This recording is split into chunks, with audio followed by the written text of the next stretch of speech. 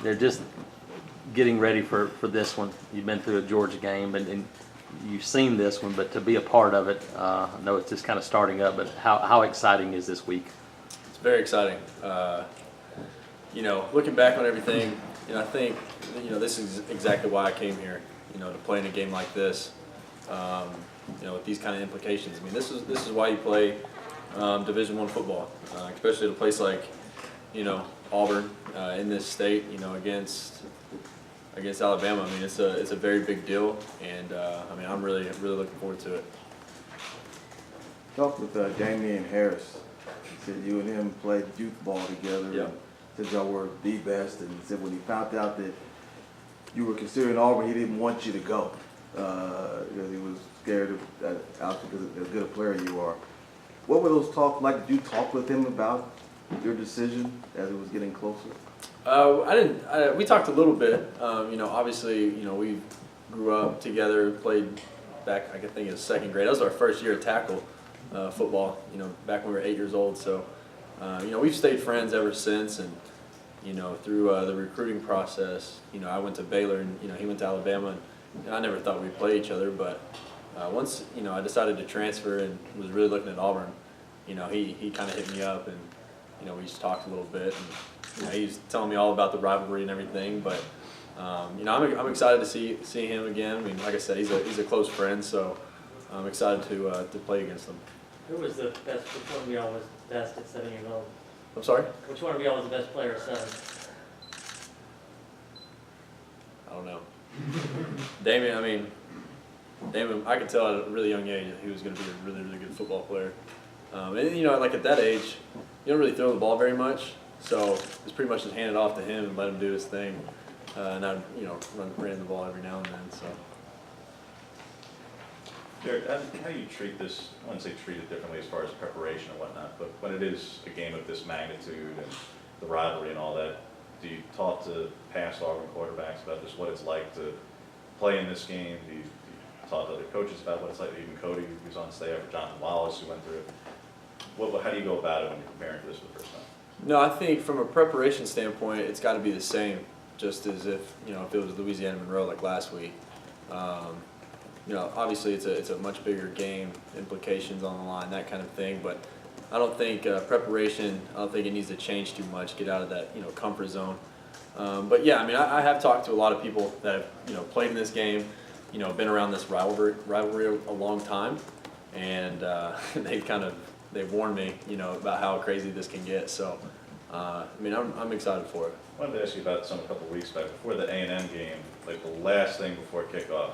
You went to around the 50 and just like heaved the Hail Mary to the end zone. I hadn't seen you do that before a game before. Just what was kind of behind that? Yeah, it's just I don't know. It's something I kind of got into this year. It's just part of my little warm-up routine. That's just something I do, I guess. So was it something specific just because you're pretty amped about being back in Texas? No, it's just it's something I'm just doing every game now. Sure. Talk about the importance of the offense going out there being loose and aggressive like you were against Georgia. Yeah, I think it's going to be a big key for us if we want to move the ball on these guys, because obviously they're very, very talented defense. I think we just come out and execute, kind of establish a really good tempo. I think it'll put us in a good position for the rest of the game. How important that first drive be? You guys have scored touchdowns, I think, on all but 2 games this year. How important will that opening drive be? No, I think that's that drive and then the first drive out of the second, for the second half. I think those are 2 of the most critical drives in the game. Excuse me. Because again, you can establish a tempo, establish your game plan, within those 2 drives. So I think it's going to be key for us to get out there and execute, that first drive and keep moving the ball. What stands out about Alabama's defense on film? A lot. Obviously, they're very, very talented. Up front, they're great every single year. They have great linebackers and they have great secondary players. So, it's going to be a complete defense. They do what they do, and they're really good at it. They're always where they're supposed to be. So, I think it's just going to come down to whoever wants it more. Coach talked about them might blitz a lot. He expected them to come after you. Yeah, I've watched a lot of film on them, and they like to do a lot of different things. You know, they're pretty, like I said, they're really good at what they do. They don't try to get too crazy with everything, but they will throw some things at you that, you know, you might not be completely prepared for. So we just got to be, you know, locked in this week and prepared as best as we can. Gary, you mentioned it after the ULM game. Can you talk about your relationship with Chip and how that's progressed? Because obviously at the start of the recruiting process, it was a different offensive coordinator you guys had recruited.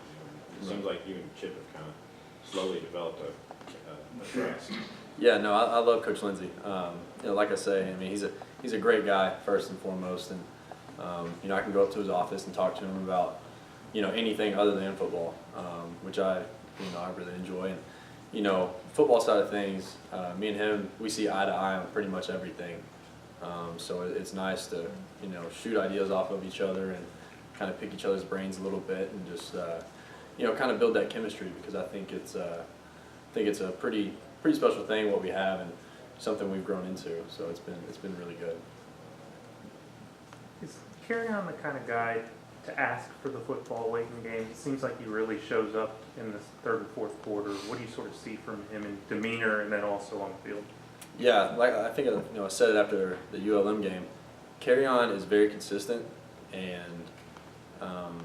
you know, it's hard to find that, I think, especially from that position, you know, around the country. I mean, Kerryon is very, very consistent on a weekly basis. You know, even in practice, in the weight room, whatever it may be, he's always, you know, the same person day in and day out. And you know, on Saturdays, he's, you know, the same person in the first quarter as he is the fourth. So, you know, I think that's just a testament to him and how hard he's worked. And you know, over winter conditioning, summer conditioning, you know, he's worked his tail off to get to that point. So I think he's just very consistent and somebody that, you know, we can obviously rely on. There we go, Jerry, Jared. because we haven't gotten you a lot in this kind of a setting. Baylor's 1-9, and I was curious as to what your thoughts are on that, and just, did you see it falling off the cliff like this? And when you see scores, do you still have a reaction, seeing as how you used to go there, and Right. that still used to be your school? Yeah, you know, I still have some friends on the team, like Zach Smith. You know, he started about half this year, and you know, I don't know if I would say I saw it coming, because I mean, I still know a lot of those guys on my team and the talent that they have, but you know, I hate it for them, because you know, I was, you know, working out with those guys and playing with those guys for a really long time, and got to become friends with a lot of them. So you know, it's just part of it. I really don't have a great answer as to why, but you know, those guys, they've battled hard all season. I mean, they gave OU a great game, and some other teams a great game. So, and it's just part of college football. There we go.